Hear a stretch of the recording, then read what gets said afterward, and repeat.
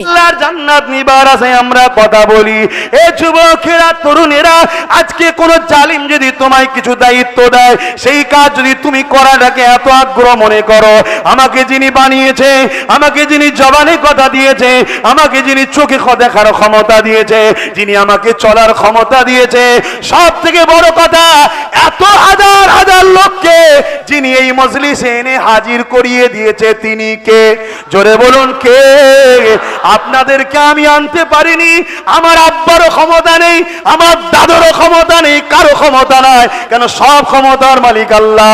না বিরিয়ানি দিয়েছি, না টাকা দিয়েছি, না ভয় দেখিয়েছি, তারপরে এই যে চট নেই, বসার জায়গা নেই, আবার রোদ ফ্যান নেই, এই যে বসে আছেন, কে বসিয়েছে?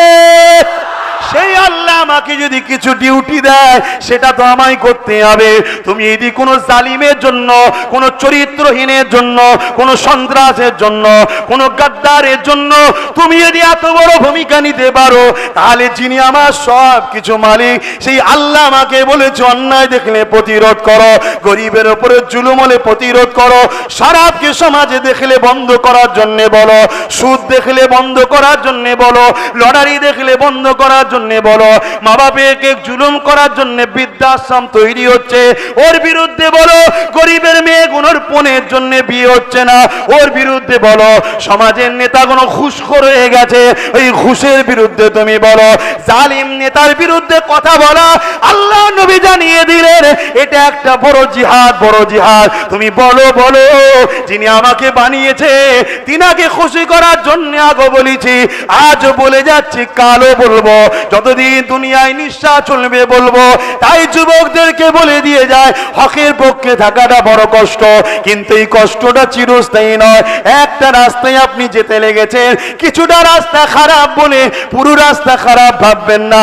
কিছুটা কষ্টের দিন কেটে যাওয়ার পরে আমার আল্লাহ আপনাকে যখন পরীক্ষা নিয়ে শেষ হয়ে যাবে, যেমন মুসা নবীকে বাঁচিয়ে দিলেন ফেরাউনকে নীল নদে চুবিয়ে, যেমন নমরুদকে নাকে মশা ঢুকিয়ে মেরে ইব্রাহিম নবীকে বাঁচিয়ে দিলে, যেমন ফেরাউন কেমন করে আবু জেহেলকে বদরের ময়দানে সই মেরে দিয়ে আল্লাহ পাক আমার নবীকে সাহায্য করলে।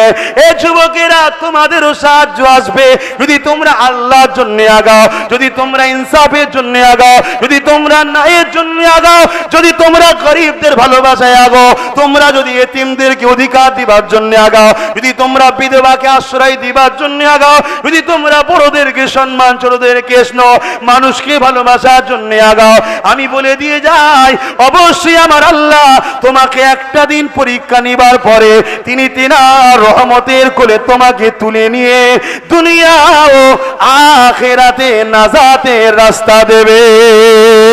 আরো জোরে বলুন সুবহান।